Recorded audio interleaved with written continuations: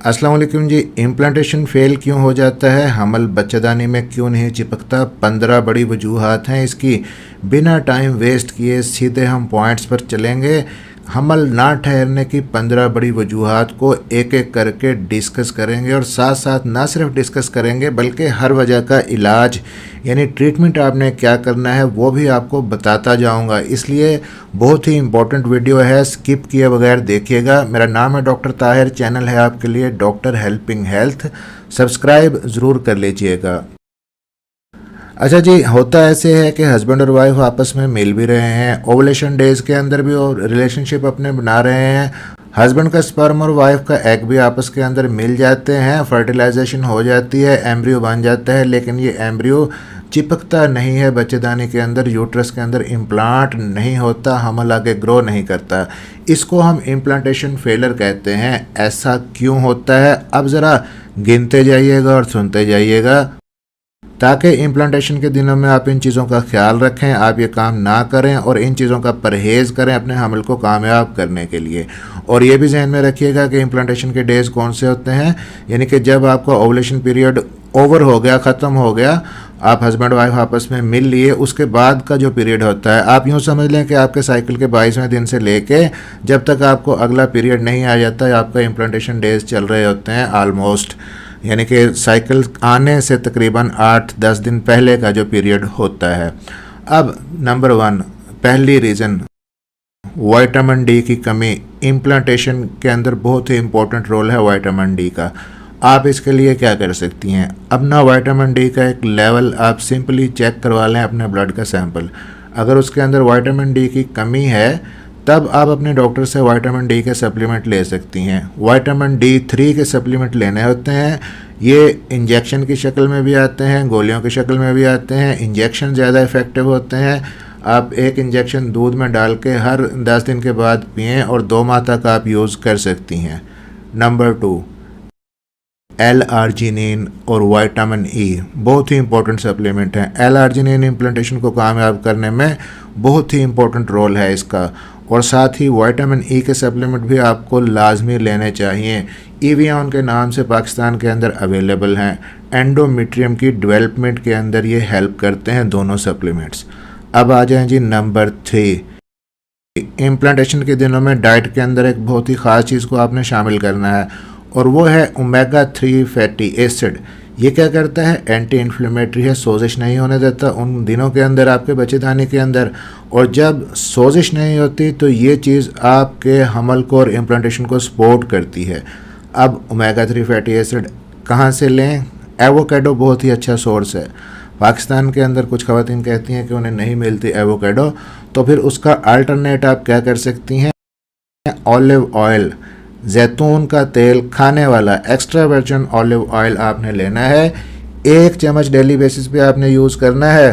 कैसे, सैलड के ऊपर डाल के यूज़ कर लें, दूध में डाल के यूज़ कर लें, आप रोटी के ऊपर घी की जगह लगा सकती हैं। कुक नहीं करना है इसको, ऐसे ही लगाना है। यूँ समझ लें बेस्ट सोर्स है ओमेगा 3 फैटी एसिड का। जितनी भी प्रेगनेंसीज फेल होती हैं ऑलमोस्ट 75% इम्प्लांटेशन फेलर की वजह से होती हैं। अब नंबर 4, ज़रा आगे चलते हैं। ऐसा ना हो कि आप ये सप्लीमेंट भी लेती रहें, विटामिन डी भी लेते रहें, डाइट के अंदर भी सारा कुछ आप लेते रहें, इम्प्लांटेशन फिर भी बार बार फेल होता रहे। इसकी एक और रीज़न भी है, वो क्या है कि आपने अपनी यूट्रस को अंदर से देखना है कि आपकी यूट्रस के अंदर अगर खुदा ना खास्ता कोई एबनॉर्मेलिटी है, जैसे कि यूट्रस के अंदर फाइब्राइड हो सकते हैं, पॉलिप हो सकते हैं, सेप्टा हो सकते हैं, टी शेप्ड यूट्रस हो सकती है, यूट्रस के अंदर एडहियंस हो सकती हैं। ये जो सारी चीज़ें हैं यूट्रस की लाइनिंग को ख़राब कर देती हैं। जहाँ पे बच्चेदानी के अंदर बच्चा जुड़ना होता है उस जगह को ख़राब कर देती हैं। तो इसलिए बहुत ही ज़रूरी है कि अपना एक अल्ट्रासाउंड, जब आप हमल कंसीव करने के लिए कोशिश कर रही हैं और बार बार इम्प्लांटेशन फेल हो रहा है, हमल नहीं हो रहा, तो अपने डॉक्टर से अपना एक अल्ट्रासाउंड लाजमी करवाएं। अगर इस किस्म की कोई एबनॉर्मेलिटी है तो उसका ट्रीटमेंट अगर मेडिकली पॉसिबल है तो डॉक्टर करेंगे, अदरवाइज सर्जिकल इंटरवेंशन अगर ज़रूरी है तो सर्जिकल ट्रीटमेंट ज़रूरी होता है। अब जी नंबर 5, हाइड्रोसाल्पिंक्स। अगर फ्लूइड भरा हुआ है या पस भरी हुई है, आपकी फिलोपियन ट्यूब्स के अंदर इम्प्लांटेशन कामयाब नहीं होता। अगर आप आईवीएफ करवा के एम्ब्रियो यूट्रस के अंदर रखवा भी लेती हैं तो उससे पहले हाइड्रोसाल्पिंक्स का ट्रीटमेंट लेना ज़रूरी है। Number 6, PCOS, polycystic ovarian syndrome.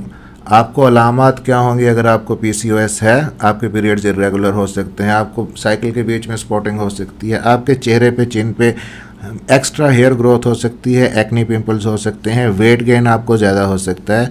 Confirm आपने अल्ट्रासाउंड से ही करना है, पता चल जाएगा कि आपकी ओवरीज के अंदर सिस्ट अगर बनी हुई है तो उनको ख़त्म करने के लिए एक तो आप लाइफस्टाइल के अंदर चेंजेस करेंगी, फिजिकल एक्टिविटी ज़्यादा करेंगी, फ्रूट्स और सब्जियां ज़्यादा लेंगी, दूध और दूध की प्रोडक्ट्स बंद कर देंगी, शुगर और शुगर की प्रोडक्ट्स बंद कर देंगी, ज़रूरी हो तो हार्मोनल ट्रीटमेंट अपने डॉक्टर से साथ में आप लेंगी।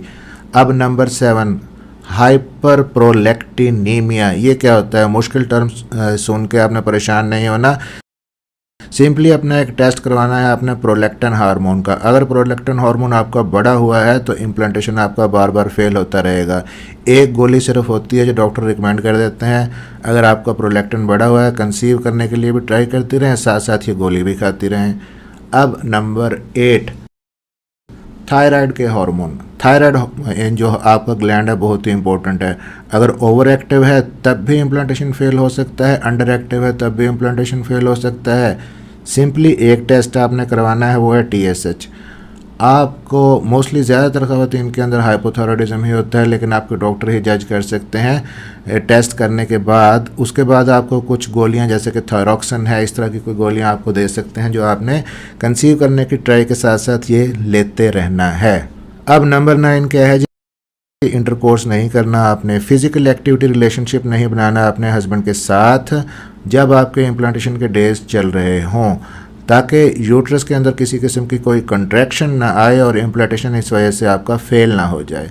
नंबर 10, कुछ फल और सब्जियां ऐसी होती हैं जो गर्म होती हैं और यूट्रस के अंदर कंट्रैक्शन लेके आती हैं, इम्प्लांटेशन के डेज में आपने नहीं यूज़ करनी।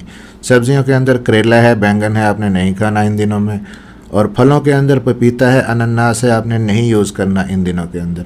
लेकिन साथ में कुछ फल सब्जियां ऐसी भी हैं जो इम्प्लांटेशन के प्रोसेस को सपोर्ट करती हैं, जैसा कि लीफी ग्रीन वेजिटेबल्स, सब्ज़ पत्ते वाली सब्ज़ी ज़्यादा इस्तेमाल करनी है आपने। नट्स अगर सर्दियां हैं आप यूज़ करें, सीड्स आप ले सकती हैं। इसके अलावा डेयरी की प्रोडक्ट्स आप ले सकती हैं।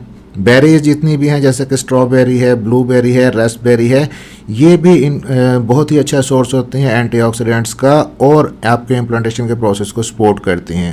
अब जी नंबर 11, क्या कोई ऐसा जूस है, कोई ऐसा ड्रिंक है जो आप इम्प्लांटेशन के डेज में पिएं और आपकी हमल के कामयाबी के चांसेस बढ़ जाएं, हमल आसानी से चिपक जाए? जी हाँ, पोमग्रेनेट जूस, अनार का जूस। डेली बेसिस पे 1 गिलास आप पिएँ, आपके यूट्रस की तरफ ब्लड का फ्लो बढ़ेगा, ऑक्सीजन का फ्लो बढ़ेगा, एंडोमेट्रियम अच्छे से ग्रो करेगी, आपकी इम्प्लांटेशन आपका कामयाब होगा। अब नंबर 12, अगर आपको PID है, पेल्विक इन्फ्लेमेटरी डिजीज़ है, आपको सोजिश है, इन्फेक्शन है, आपको यूरिन ट्रैक की इन्फेक्शन है, UTI है, आपको एबनॉर्मल स्मेली किस्म का विजानल डिस्चार्ज आता है, ये सारी चीज़ें इंडिकेट करती हैं कि आपके यूट्रस के अंदर सोजिश है, आपको इन्फेक्शन है। उसका ट्रीटमेंट लेना डॉक्टर से ज़रूरी है, हमल कंसीव करने से पहले और हमल प्लान करने से पहले। अब नंबर 13, बहुत ही इंपॉर्टेंट चीज़ आपको बताने लगा हूँ, वो है प्रोजेस्टेरॉन हार्मोन। जिन खवातीन के अंदर प्रोजेस्टेरॉन हार्मोन सही तरह से नहीं बनता इम्प्लांटेशन के डेज के अंदर, उनका इम्प्लांटेशन फेल हो जाता है। बहुत ही इंपॉर्टेंट हार्मोन ये है आपके इम्प्लांटेशन को कामयाब करने के लिए। तो ऐसी खवातीन जिनके अंदर बार बार प्रीवियस रिपीटेड मिसकैरेजेस की हिस्ट्री हो और इस दफ़ा उनको हमल ठहर गया है, तो उन्हें चाहिए कि अपने डॉक्टर से कंसल्ट करके वो फ़ौरन से अपने हमल की लोकेशन पहले कंफर्म कर लें कि इंट्रायूट्राइन प्रेगनेंसी है। उसके बाद प्रोजेस्टेरॉन की सपोर्ट पहले ही ट्राइमेस्टर के अंदर लेना लाजमी शुरू कर दें। ये सपोर्ट आपको प्रोजेस्टेरॉन की गोलियों की शक्ल में भी मिल सकती है, इंजेक्शन भी मिल सकते हैं, वेजाइनल जो प्रोजेस्टेरॉन की पैसरीज होती हैं अंदर रखने के लिए वो भी यूज़ करवाई जा सकती हैं। अब यहाँ पे नंबर 14, स्लीप पैटर्न। क्या सोने की कोई ऐसी पोजीशन है जो इम्प्लांटेशन को सपोर्ट करती है? स्पेशली जब आपने IUI करवाया है या IVF करवाया है तो कहते हैं कि लेफ़्ट साइड पे करवट लेके आप सोएं। इससे क्या होता है कि जो वीना केवा है, आपके जो मेन वेन्स हैं पेट के अंदर, उनके ऊपर प्रेशर नहीं पड़ता, जिसकी वजह से सर्कुलेशन खून की आपकी किडनीज़ की तरफ भी अच्छी रहती है, यूट्रस की तरफ भी अच्छी रहती है और इम्प्लांटेशन कामयाब होने के चांसेस ज़्यादा होते हैं। अब जी number 15, last but not the least, गैर ज़रूरी सफ़र का आपने परहेज़ करना है। हैवी वेट नहीं उठाना, वज़न उठा के सीढ़ियाँ नहीं चढ़नी, भाग भाग के सीढ़ियाँ नहीं चढ़नी, एकदम से आपने कोई हैवी एक्सरसाइज नहीं शुरू करनी। आपने स्मोकिंग से बचना है, अल्कोहल से बचना है। वेट अगर आपका बढ़ा हुआ है, वेट को कम करना है, लेकिन इम्प्लांटेशन के डेज़ में आपने डाइटिंग शुरू नहीं कर देनी। इन दिनों में तो आपको न्यूट्रिशन चाहिए होती है, पहले आपने वेट कम करना है। और अगर आप किसी किस्म की कोई मेडिकेशन पहले ले रही हैं तो जैसे ही आपको उम्मीद है कि इस दफ़ा आपको हमल ठहरेगा, आप उन मेडिकेशन को अपने डॉक्टर से मशवरा करके वक्ती तौर पर रोक दें या उनका अल्टरनेट कोई शुरू कर लें। तो बहुत ही टाइम निकाल के जी आपके लिए सारे पॉइंट्स इकट्ठे करके आपको याद करवाने की कोशिश की है, इसलिए वीडियो को लाइक ज़रूर कर दीजिएगा, अपने फ्रेंड सर्कल के अंदर शेयर ज़रूर कर दीजिएगा, चैनल को सब्सक्राइब ज़रूर कर लीजिएगा। मिलते हैं अगली किसी वीडियो में, अपना ख्याल रखिएगा और दुआओं में याद रखिएगा।